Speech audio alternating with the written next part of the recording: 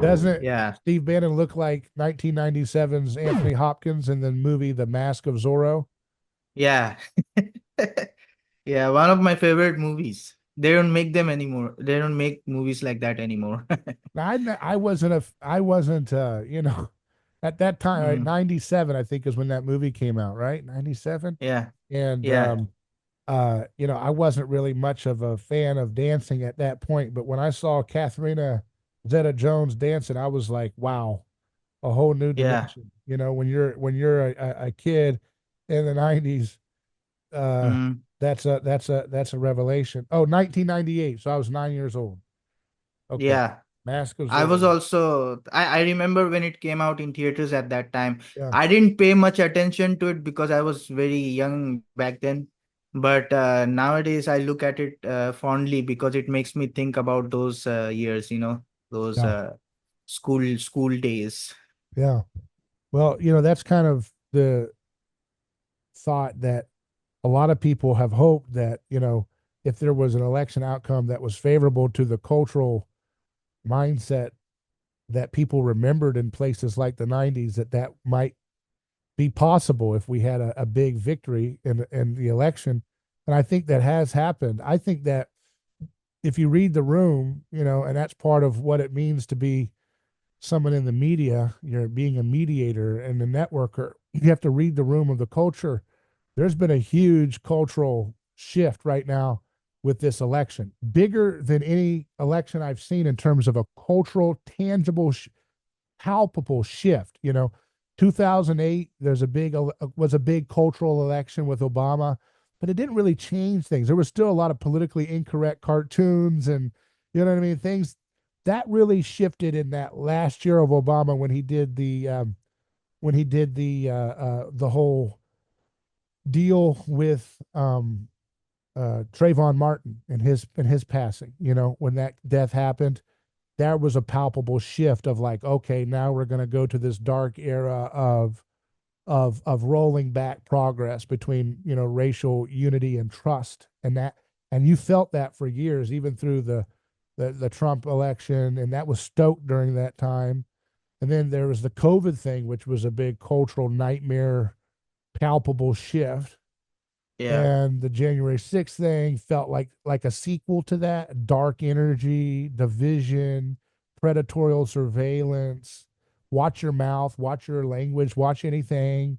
Then they started showing all these insane Halloween like gender hobgoblins in everybody's classroom, thanks to places like Libs of TikTok amplifying some of those people on from TikTok and so forth. And Yeah. all of that was one era, and now it feels like we're exiting possibly out of it. Of course, we could be walking right into a nuclear war. We're exiting out in the sunshine, boom, boom, boom, boom, boom, boom, boom, like a little groundhog that comes out to smell spring, and then boom, boom, boom, boom, boom, boom, boom, boom. So we could be headed in that direction at any moment, but at least for the time being, it feels like. And I know, sir, you're joining us from around the world, but have you felt that cultural shift as well? Yeah, certainly. If you're tuned into media, and particularly if you're on X, formerly known as Twitter, if you are scrolling through there, you can see a vibe shift, as many people are calling it. Like the vibe has changed, uh, David, you sent me that clip of that on you at the recent UFC.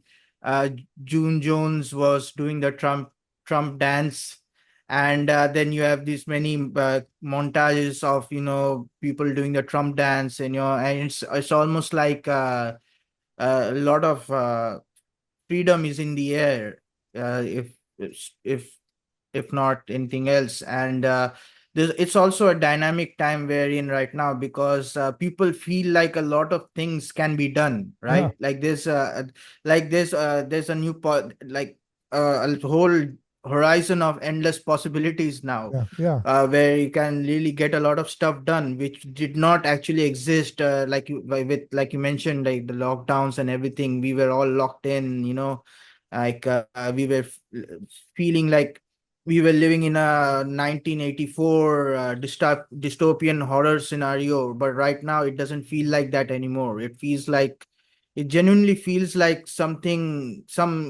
critical things can be done, and we're seeing it with RFK Jr., with the whole Make America Healthy Again movement, and seed oils are with the battle against seed oils taking a mainstream. And David, you you were know that. there. You know Yeah. that. You were that. Sir was there. He knows because he Yep. has been a producer with our program for some time, and he knows the radio days.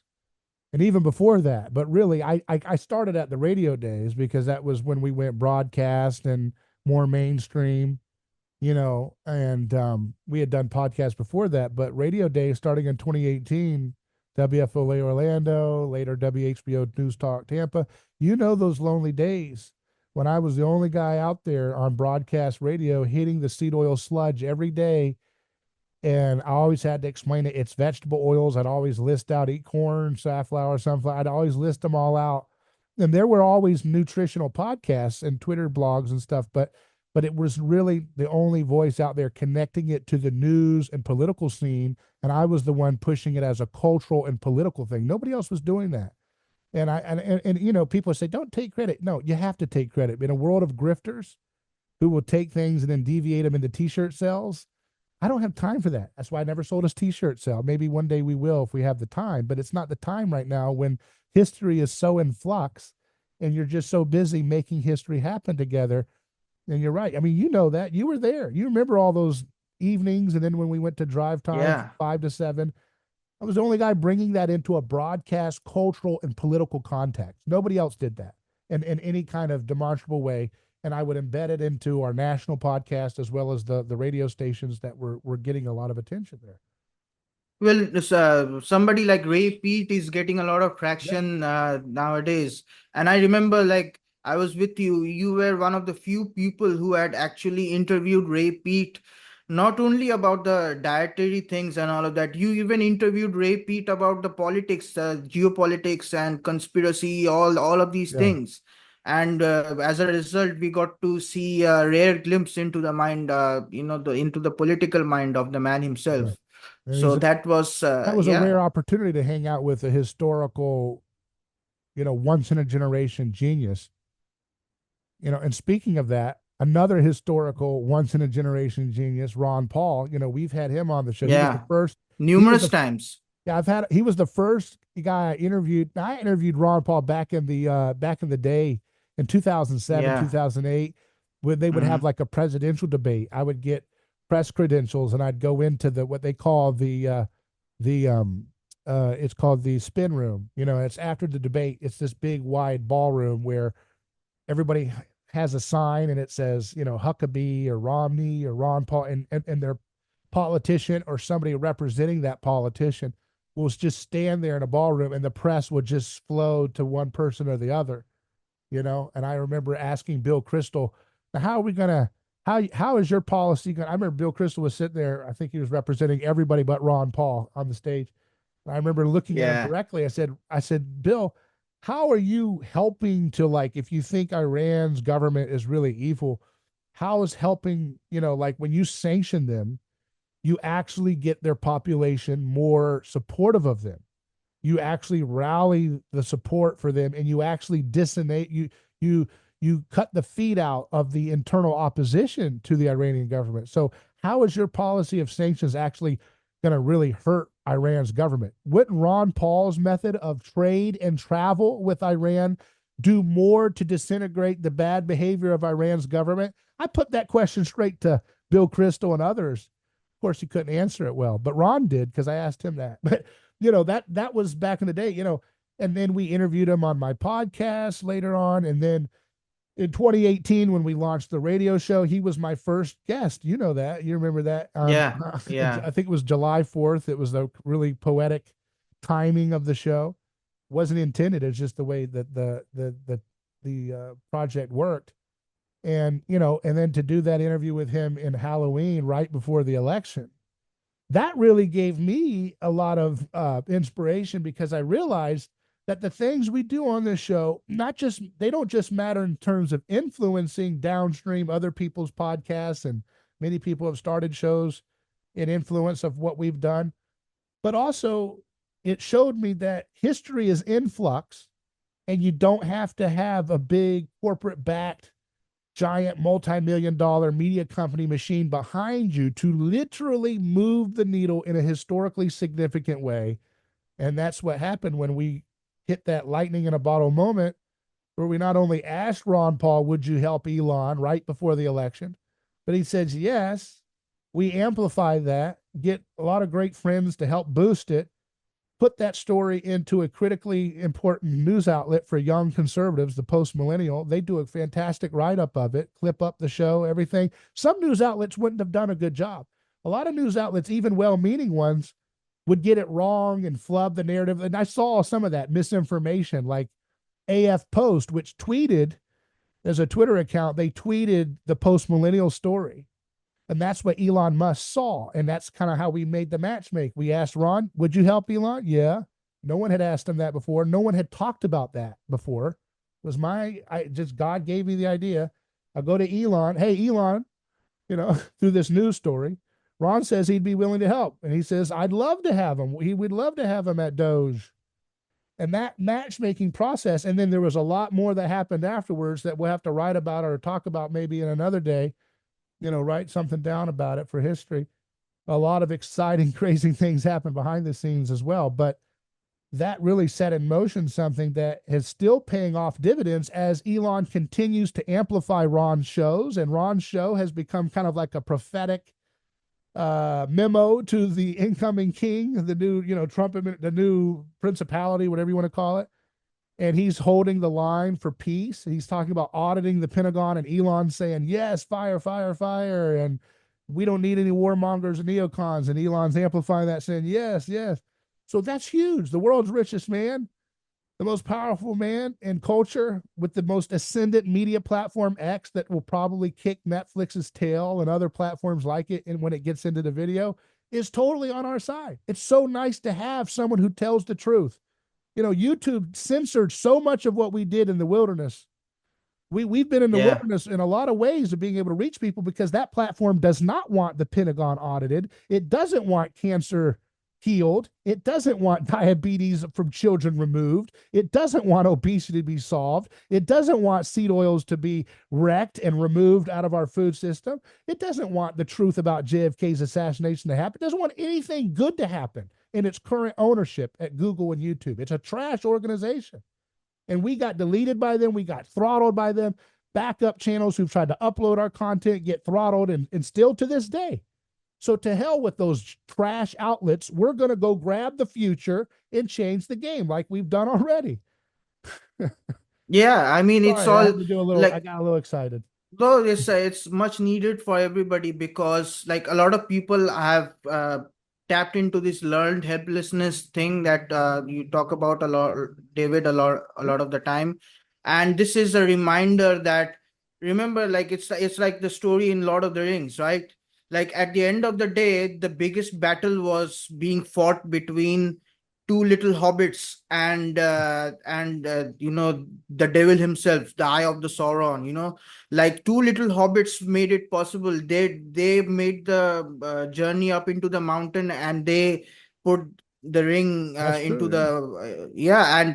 And this is Christian to the core, because just like Jesus' story, Jesus was supposedly a nobody back in his day, right? Like living in an unknown town, in a very shady environment, having shady people all around him, Yeah. like tax collectors and prostitutes and all of that. It was they who, Jesus, of course, leading the pack, they who turned the tide of history. Like it at the end of the day, it wasn't the mighty Roman Empire or the mighty Persian Empire. At the end of the day, and this also applies in our current day too. If we call ourselves Christians, if we believe in God, Yeah. we have to consider the possibility that each of us, bearing God's Holy Spirit, have the ability to change the course of history. And more than often, it doesn't take billions of dollars. It doesn't take donor money. It doesn't take good connections and all of that. All it takes is just the willingness to participate, the willingness to just do Yeah, what God has called yeah. you to do. And And David, in you asking the question to Ron Paul, you took the initiative.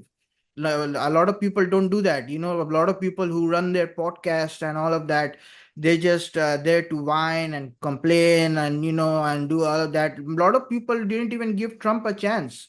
They thought that this was like they're never going to Trump. Like Dave yeah, Smith was one of those guys. They're never going to allow Trump to get into office. Well, if you're giving up at the outset, like what really do you have to contribute? yeah. And that's I think is worthy of mentioning. Yeah, a lot of the folks that were big supporters of my, efforts and little independent grassroots efforts to amplify Ron Paul more and more to Elon during those few days that we launched that interview that went viral. I would push this post or that post, and I'm the most unlikely. You want to talk about hobbit? I mean, I'm a little tall to be a hobbit or whatever, but I do like good cooking like they do, and you know, uh, I was it's funny to see that, like, a lot of the people who really were there loyally kind of helping me boost this with big accounts, were folks that are not traditionally libertarian branded influencers, and it was an educational experience for me because, like I was about to say, I'm the most the least likely guy to know how to work an algorithm, as you can obviously see, with the level of guests that I've had on over the years, over and over again.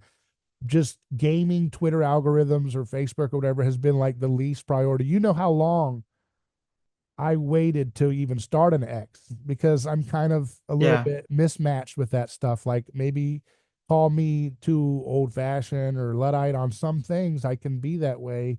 And maybe, I don't know, who knows what the answer was. I just saw how awful we were treated on Facebook and YouTube. And I just thought, I care about these ideas so much. And I think about how they can save the world, and they do.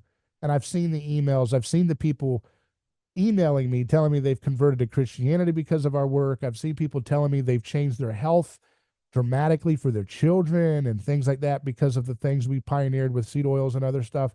And I guess maybe my heart just gets so into it that when I saw Twitter was, still with its radical left wing ownership, I just didn't even want to try. I was like, I just don't want to put another linchpin into, I don't want to have another bottleneck by which I have to like dance around the truth just to even have a chance to get one tweet visible. And so when I saw Elon buy it, I said, all right, I'm gonna change tactics, and I'm gonna try this Twitter thing. And again, I still don't know. And I know there's all these courses about, tweet this the way and tweet that way and all that. And I just stubbornly refuse to play that game because, it's like a David and Goliath thing. It doesn't really matter how many influencers or how many followers you have on your account. What matters is who you know. And if you know God, God will put you in touch with all the folks you need to get anything coordinated. And I'm so happy to know that folks like Dr. Jay Bhattacharya, who amplified my Ron Paul story I was trying to make happen, he could be the head of the director of the NIH I just saw on the news. He's a great guy, a total Girard guy and Christian Girardian. guy. Yeah. I mean, how awesome Yeah. is that? I mean, it's insanely good, and it's insanely a blessing, right? Yeah, that's one thing. Like that's a really interesting facet of this election is that so many Girardian connections. You have JD Vance, who is a Girardian. Yeah. You have uh lots of like Jay Bhattacharya that you have mentioned. And yeah, I mean, so many Girardian connections are around this election, not to mention of course, you, David, as well. Uh, so this is so weird. I like even in 2016 when Trump first won, I couldn't have imagined that people like Girard, Ray Peat, and the issue of seed oils, all of these Yeah. things were Robert going to become Kennedy, mainstream. Joel Robert Salatin. Kennedy, Joel Joel Salatin's been Salatin. good. I mean, so many of your That's my guests lineup is of so my show. weird. There's no Yeah. other show. There is no other show on God's earth that has talked about. And again, it's not to brag. It's just to process how crazy this is. This synchronicity, right? That people Yeah. like. I had Joel Salatin all the time on my show, student of Ron Paul's, but also now he could be potentially, he's floated in the news as a senior advisor for the USDA. You know, and you think about folks like Ron Paul. yeah, Yeah. I mean, So, Robert so Malone. weird. Remember, I was the first guy that had Robert Malone on Mm-hmm. before he went on Rogan. You know, he blew up Yeah. even bigger. But I remember remember having Robert Malone, and now he could, looks like he might have a role in the new administration for health, which would be huge. Uh, and he again has amplified my content, pushed my stuff as a fan of what we've done through the years. And you know, folks like you mentioned Dr. Jay Bhattacharya. You got folks like Chris Kenobi, who I think, you know, we Yeah. interviewed him recently. I think he could be a Mm-hmm. good voice for the nutrition reform that could change the whole world, possibly, if given a chance to you know, spread its roots around the world and influenced by America's influence. It's kind of poetically just like John Quincy Adams said, that America goes not abroad in search of monsters to destroy, but she's the well wisher of all other people by the example that we lead at home. So if we stop spreading seed oils here at home and around the world, maybe people would imitate us if we start cooking things in beef tallow and healthy, simple ingredients, right? Oh, absolutely. I mean, but like this, like this poet of ours, Rabindranath Tagore, when he talked about America, he made sure to mention one very important point is that a lot of the civilizations around the world, if you talk, whether you talk about Indian civilization or any of the European civilizations, they have run their course and they have showed the peak. America, in comparison, has yet to reach its peak because its story is currently being written. So that's why, this is so important. Even as a non-American, this should be very important to you because America is the battlefield of ideas right now. So it's like Satan and Jesus is battling in America right now. Whoever wins in America wins the whole world. And this is why, this seed oils and all of these things, it's so important Spiritual for warfare, right? Americans. Yeah. Yes, it's proper. Like this is in stark contrast to that Putin interview, that when Tucker Carlson asked Putin, "Do you think God is something is doing something with these nations?" And Putin just said, "No, it's just a normal turn of history." But I'm saying the opposite here right now because it really is not. It's all move. We're all on a chessboard, and God is moving the pieces, and we can feel that. That's why the vibe is shifting right now. It's like it's all of these things that were being buried. Yeah. Like David, your channel was nuked by YouTube, and all of these censorship problems that we have faced, all of these things are right now in the forefront, like what we've been highlighting all of these years, the seed oil thing, and now the repeat thing, and all of that. It's all The coming to the beef tallow forefront. thing. Yeah. Yeah. Yeah, beef tallow All thing. the little facets, you know, even heck, we got to Yeah. give credit to you know, I don't know if it's the full story, but you know, we were early on the carnivore thing, bringing that into news radio, news broadcast. You know, carnivore folks have continued to go on their journey to learn about what's really important. Is it the sugar or the seed oils? And that's continuing to be a journey of discourse right now in America right now because everybody's have you not seen how many people are talking about seed oils now? Remember, we tried to get one person to get interested into it, and it was just a lonely trail. And now it's The surging Tate brothers are now mainstream. talking. The Yeah, Tate brothers are talking about. I just saw yeah, a tweet just a moment ago. yeah, Tristan Tate was tweeting out yeah, something against the seed oils, like yeah. no, like But even the so even the boomers are starting to talk about seed oils, and when they do, that means yeah. it's really saturating. Ironically enough, it's a pardon the pun. It's an unsaturated fat, but it's totally saturating the discourse rapidly, and that's a good thing, right? Because Well, then that the means lives boomers can be want to saved. feel. The boomers want to feel like they felt back in their generation, right? Like when they were on, when McDonald's fried their food in beef tallow, like back in those days, Yeah, of course. And the current generation, like all of these things, like the nostalgia, whatever you want Yeah. to call it, Yeah. like having that same energy back. Yeah. And why that, this is why the battle for seed oils and all of this thing, all these things needs to be won on American soil, so that it will send a ripple effect throughout the globe. Like the world imitates, for better or worse, for imitates America in Yeah. whatever America does. Yeah. If America, like this is why, Kind of reminds me of this, like a Godzilla versus King Kong match happening in New York City or something that has implications yeah, for the destiny of the planet. You know those movies, where they're yeah, fighting? yeah. Yeah. Only difference is like it's actually Jesus whooping Satan's butt. In America, it's Yeah. not really The two biggest thing equally that gets powerful opposing forces. Yeah, the biggest hurdle that gets into Jesus's way is us. It's us failing to Right. let go of It's our. learned helplessness. Yeah, and it's such a hard paradox too, because you were talking about the purists who say nothing good could come out of Trump's election. And then there's the other side that says, nothing bad could come out of Trump's election. And it's like both sides are dumb dialectically situated, right? The Christian takes the victory where it was. When Constantine was the, emperor, That's what he I did was not, thinking. yeah, he didn't convert to Christianity until after he was done with his work. And yet he was still used to save lives, that people's intestines were being torn apart by wild beasts to the roar of the crowd. And then Constantine got in there and started slowing that whole process down. And there was radical opportunities for feeding the poor and making peace with different hierarchy classes, and allowing for science to flourish. We have that opportunity right in front of our eyes. And it's people, we have to really work hard for this opportunity to keep it going. I've been pushing for these things.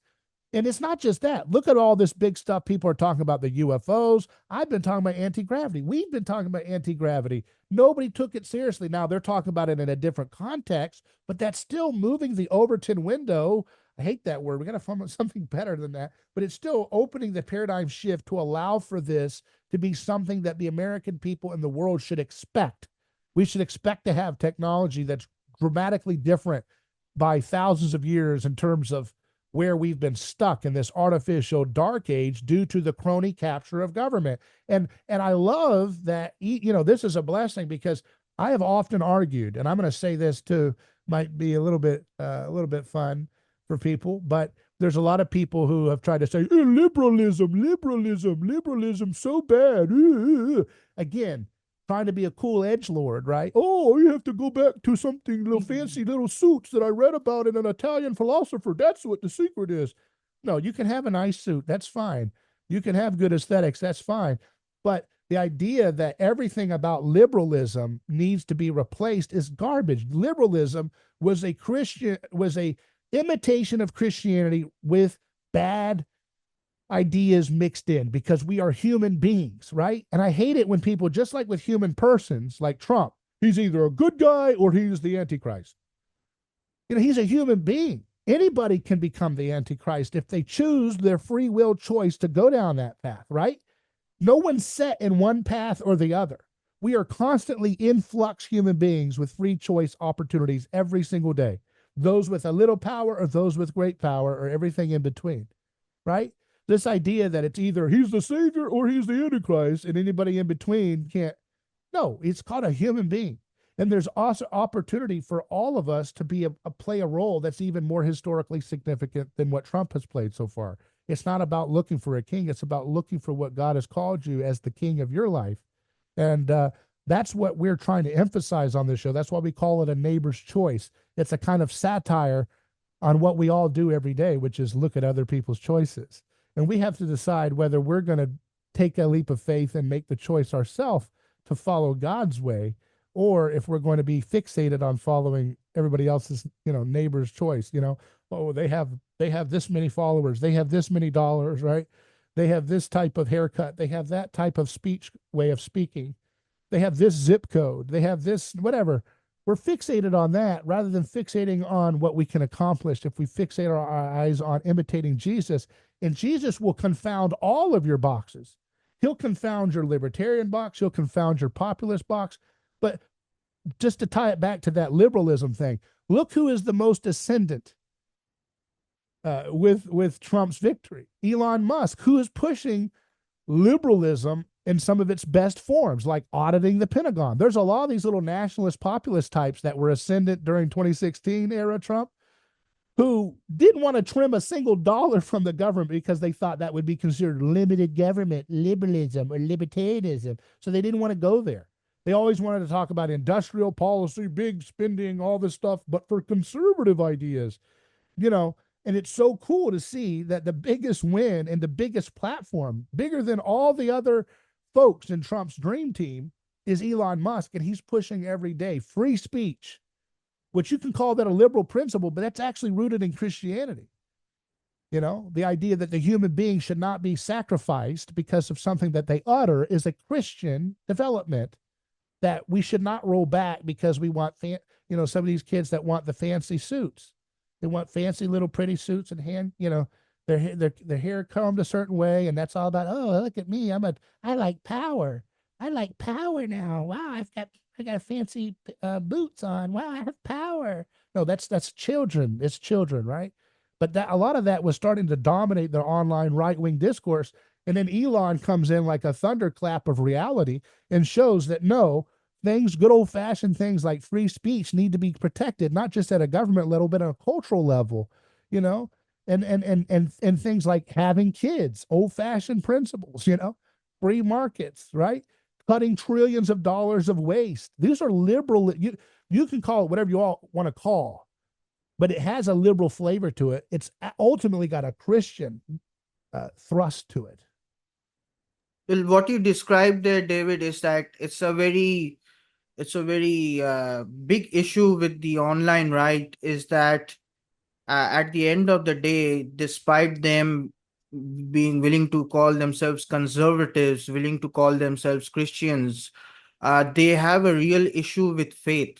And Yeah. what I mean by that is, like, it's very biblical to say that God appoints certain people to impact history. He appoints leaders, and case in point, how Trump survived, was it 2 or 3 assassination attempts?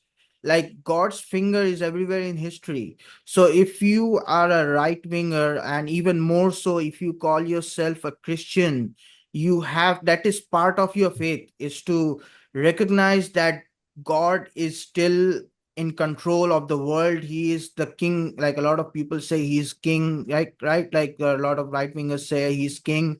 He really is king, and that's why he is moving history according, whether it be through Yeah. liberalism or whether it Yeah, be he'll through use anything else. whatever. He'll use Yeah, whatever. he'll use whatever. Look at Like Ray this, Pete. it's Ray Pete had views that were, he called himself a anarcho-communist or mutualist. yeah, Look what he's done to influence people. These fools that dialectically say nothing good can come out of that group are fools, yeah. because he's saving many people's lives, and it will continue to save millions of people's lives because of the good work that he laid down, right? And the same thing goes for, I'll work with anybody, to make a coalition for saving lives, right?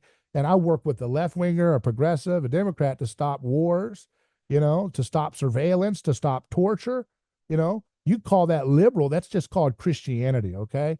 And they make these little scarecrows called liberalism because you can always find human attempts to imitate God as shortcomings. You can always look at those shortcomings and fixate on them instead of building on the past and going into the future, right?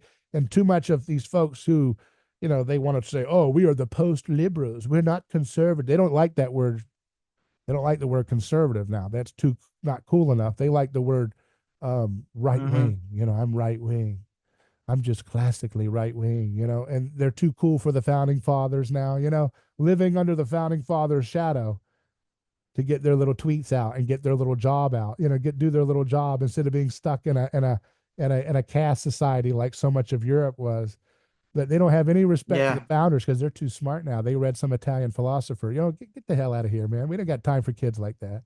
We'll call them the Little Caesars for a reason. As cheap ideas as a $5 pizza at Little Caesars. But totally destroyed. Their ideas totally, pushed out.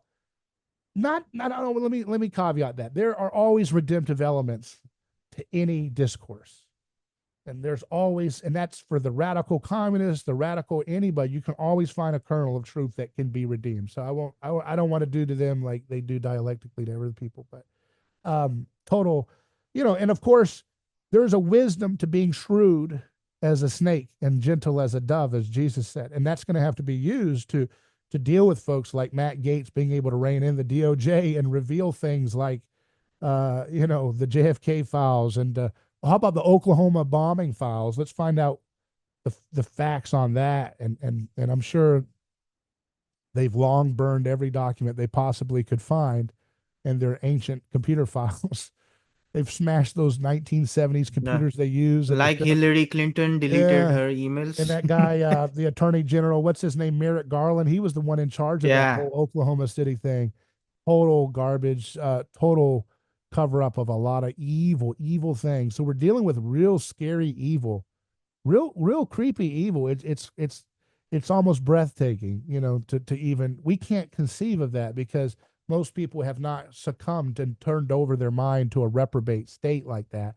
But if Matt Gaetz, what those folks who continue to lie about the pandemic and the way in which they harm people are the same ones that lie about Oklahoma City, same ones that lie about who all was involved with 9/11, same ones who lie about who was involved in the lies that led to all the different wars we've had. That's the same cadre of Mockingbird media and their government bureaucratic friends and their owned senators and congressmen. They all say the same lie. So when they all hate Matt Gaetz, you probably might want to like Matt Gaetz. If you just directionally got to figure out on the fly where to go, go against the people who've lied about the things that harmed your grandfather, your mother, harmed your country, harmed your metabolic system, harmed your ability to own a home, harmed your ability to have a country where you can be at peace with the world and have a dollar that has any value. They've lied about everything. So don't listen to the sea of liars. They're losing. And we can see how quickly their narrative can collapse. Look at this election.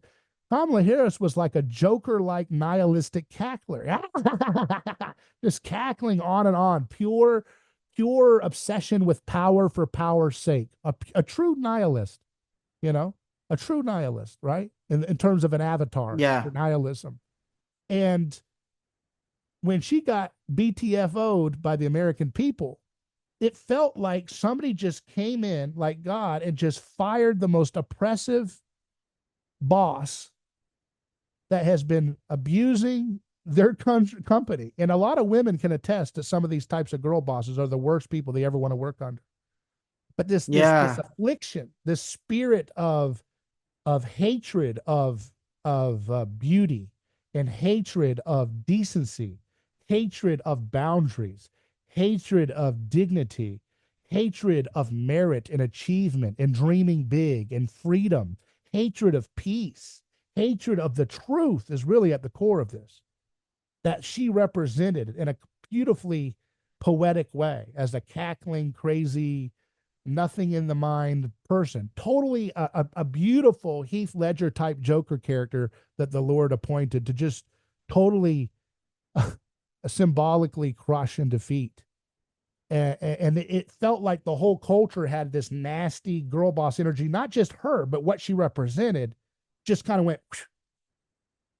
One day we just woke up and everybody, I remember, went to a place, get a haircut. The lady said, it feels like something lifted off of me, and she was afraid to say it at first because she's so used to living in a culture where you can't even talk about politics without mentally ill zombies violently attacking you. But she kind of whispered, it feels like something's different in the atmosphere now. And I said, yeah, I feel it. Everybody's feeling it, who's mentally Yeah.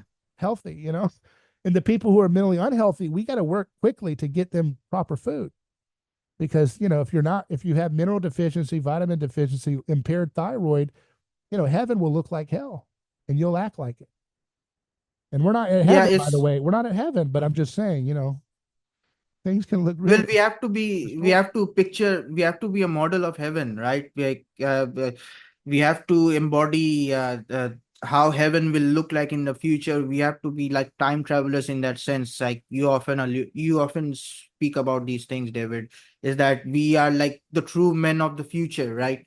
that however the future is supposed to look like in God's kingdom, we are modeling that right now in the present time. Hmm. And also, like you mentioned about the feeling and everything, it's just like, to me, it emphasizes all the more the battle that God won in the United States. Of course, the war is yet to be fought, but the battle that God has won, and that you can like in there's no such thing as coincidences if you're a Christian, right? Like if you have a certain feeling or a certain energy, that you're tapping into the certain frequency that you're tapping into, it means that there's something like happening in the spiritual dimension as well.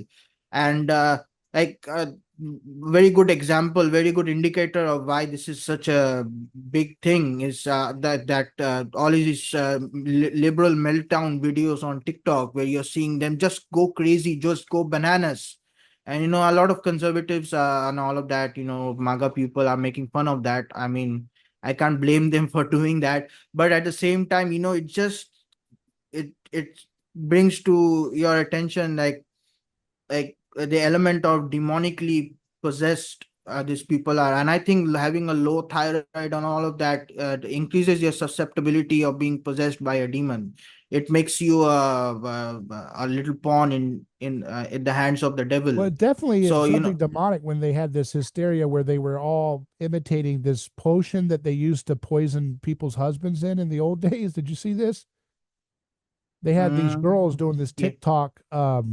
It's I can't remember the potion, but it's like a potion of poison that back in the day when a woman wanted to murder her husband, she would pour it in his drink, and all the TikTok girls started imitating this. I guess in a hopefully, um, you know, pretend way, but they were all making these videos where they were pouring a potion into their husband's drink because allegedly he was uh, he either voted for Trump or he didn't vote for Kamala Harris hard enough. So she's gonna whoop him and lash out on him for that by direction of being the And same that way as that's Trump. so That's that's demonic. very sinister. Yeah, yeah. Yeah, I'll show you the that's trend. the It's actually a trend. I don't know if it's still going, but these people, that's truly demonic when you start and spreading the and mimetic another one. contagion of murdering your husband. Like that's I said on Twitter we need to have a total and maybe Doge should do that. Ron Paul, Elon, Vivek, let's do an investigation on the demon to Kamala Harris voter to TikTok pipeline of like trying to,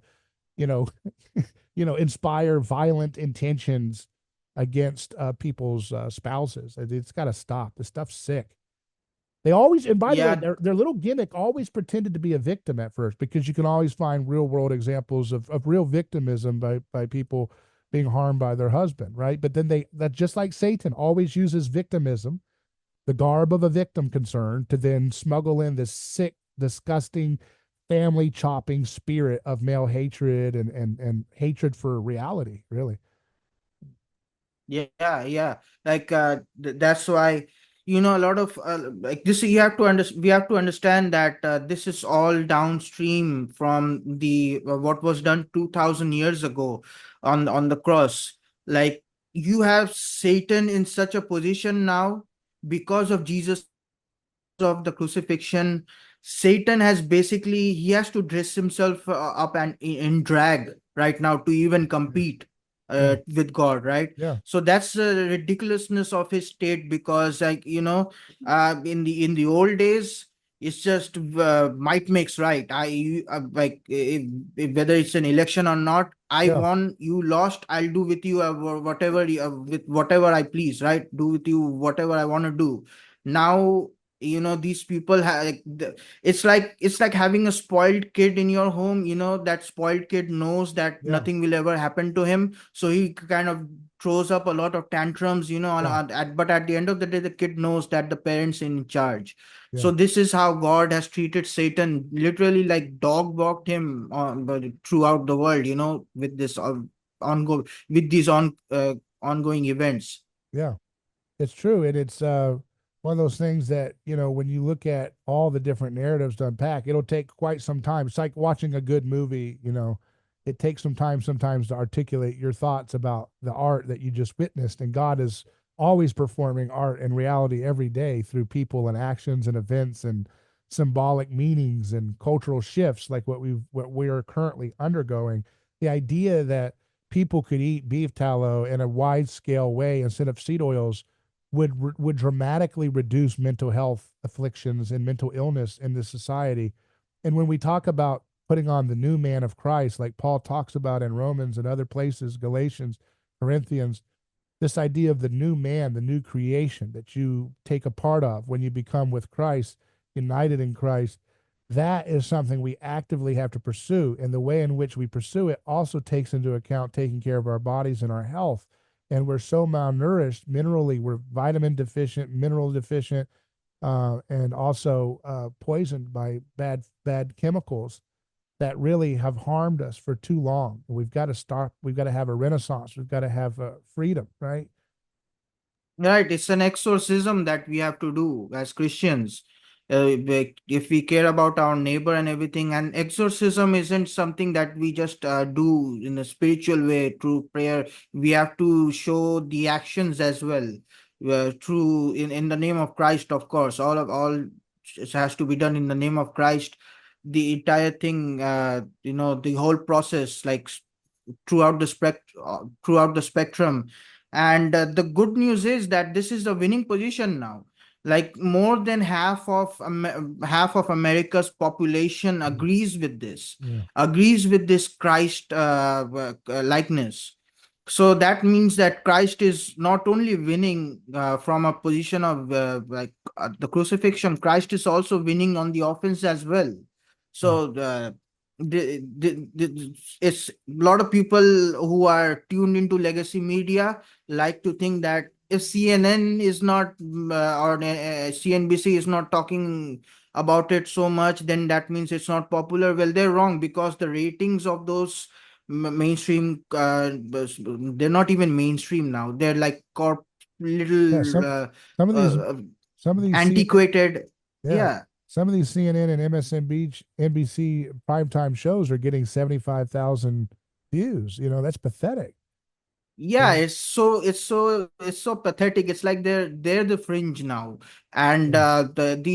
and so by those indicators, these concern about Yeah. seed oils, Yeah. concern about vaccines, concern about Healing all the of these soil. things, Remember when we talked healing about the that? soil, Dana regenerative Hendrick? That was a farming. year Yeah. before or 2 years ago or whatever.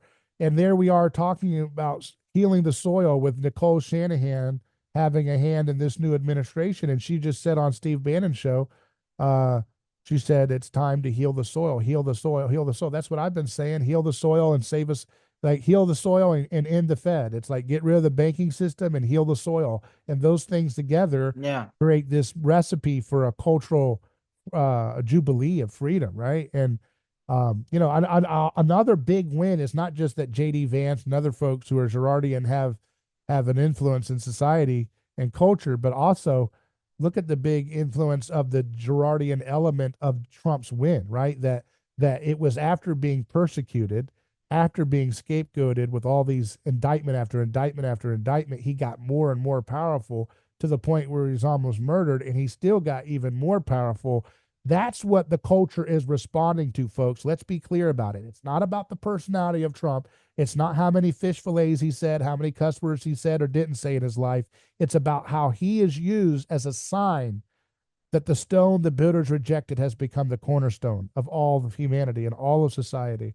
And so when you see what I've been saying, and Sir has also said through the years, we've been continuing to use Trump. Go back and read 2015, my article, Trump, the Scapegoat Supreme. I have been telling this story since the beginning and before Trump ever even got an ounce of real power in politics, that this was the narrative that you'd have to watch.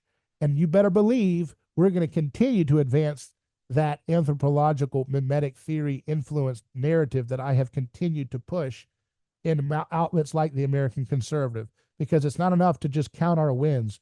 We're going to get 1,000 more wins, 1,000 times 1,000 more wins when we're all done with it. Whether Trump fails, he can go back and fail utterly. We will still win, because the culture now understands the truth about seed oils. The culture understands the truth about wars and auditing the Pentagon and how important Ron Paul's message is, how important, People like Nicole Shanahan's message that the Amish and regenerative farming and healing the soil is essential for our health. They understand Ray Pete's ideas now. They understand all of these great vehicles and vessels of God's truth and all of their complicated and imperfect ways. It's a beautiful tapestry. We've been able to witness just a little ounce of heaven through it all, and we're still a part of it. We're going to double down greater than we've ever done before. We're going to win more than we've ever won before. We're going to keep fighting for the kingdom of heaven because Jesus wants fighters for the truth. He wants the truth to set us free. The truth will set the whole world free soon. We don't, I always wanted to end the drug war, but where we're going, sir, we won't have to end the drug war. People will throw down the drugs voluntarily and the drug demand will collapse. So I've always wondered, how am I going to get these old hard-headed conservatives to stop their addiction and wanting to throw people away for decades? That's one of my pet peeves. And I've pushed on that. And by the way, we're going to double that down too, because you know what? Amy Pova, I'm going to bring Amy Pova, who is the great icon of Can Do Clemency Foundation. Her and I, we work together on radio and a lot of other great folks, Rufus Rochelle, Craig Cecil, all these great people, John Bolin, the list goes on of folks that we got out from unjust sentencing under Trump's first term. And now he's, by the way, you want to talk about social justice? Not a single thing was done when Biden's DOJ got back in. But with Matt Gaetz, I know what he thinks about justice. He's not a goofball that wants to lock everybody up for unjust, nonviolent crimes. He wants to lock up people who did vicious crimes against humanity and vicious crimes against people. And that's why they slander him so bad. So don't be stupid and fall for that nonsense noise.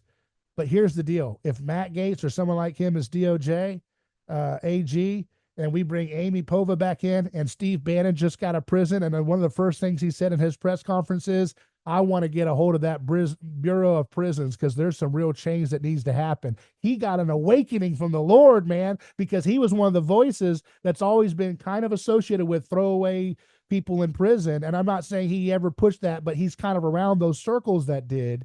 That are always, you little tough guy, again, the little Caesar types and those types of people. Oh, I'm tough. I want to show you I'm a big man. Let's put people in a welfare system for 40 years and give them 3 square meals of seed oil. And that's somehow being tough on crime for nonviolent vices and stuff.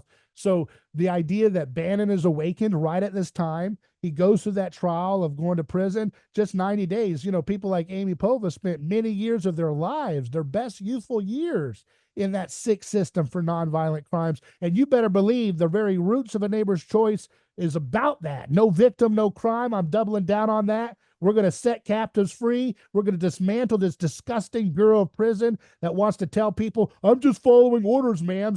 As you separate children from their dad, their mom, you poison them with omega-6 trash for a nonviolent victimless crime that's only a law because the CIA needs it to make profiteering off of your backs. Don't be a dupe, fools. Don't be a dupe. We're coming for that prison system in the name of Jesus Christ. And we're going to have Amy Pova and Steve Bannon unite. You're seeing that right now. Another breaking news on A Neighbor's Choice, baby, in the name of Jesus. Let's go. Woo! Amen. We're going to get that done. We're not letting any prisoner to go. We're not letting them forget. Rufus Rochelle, great voices. We're bringing it back. A Neighbor's Choice is going old school. Things Hidden's going old school. We're bringing it all back. And you know what? Mimetic theory culturally will be used. Here's another preview of the future from the Lord. And I'm not saying this in a woo-woo way. I'm saying it's going to happen. Mimetic theory is going to be used to help heal the divide in this nation. Not only will Ray Pete and his legacy of lowering omega-6 help heal the mental afflictions, and the low thyroid aggression, the serotonin, the cortisol-driven minds of mental pain and suffering. But also on another level, the cultural idea of being aware of your mimetic impulses. Wait, because right now we're in an apocalyptic moment. Kennedy is shaking the foundations of food and medicine and everything. And a lot of these people are saying, how could all this be wrong? And I'm seeing poor little liberals still owned by the TV drinking vegetable oils in protest of Robert Kennedy out of the bottle. Poor guys. God have mercy. Please, we've got to help save these folks before they hurt the kids, especially. But the real truth is there's people are going to lose their ever-loving minds over this stuff, man. People are literally going to free their health from removing seed oils, and they're going to hate it themselves for being healthy. Well, I remember, David, like how like it's also connected, right? The seed oil consumption levels and the fentanyl crisis connection that you The spoke what part? about, the seed The, oil and the fentanyl oh yeah, that's a huge thing. thing. And Yeah, that's an indication, that's an example right there about how all of these things are connected. The yeah, we're going to drug heal the war on drugs through epidemic. both. We're going to heal. Look, I'm going to tell you this straight. We're going to heal the war on drugs with the supply side and the demand side. And the supply side will be healed when we start to understand the economics of throwing people away for decades for nonviolent crime.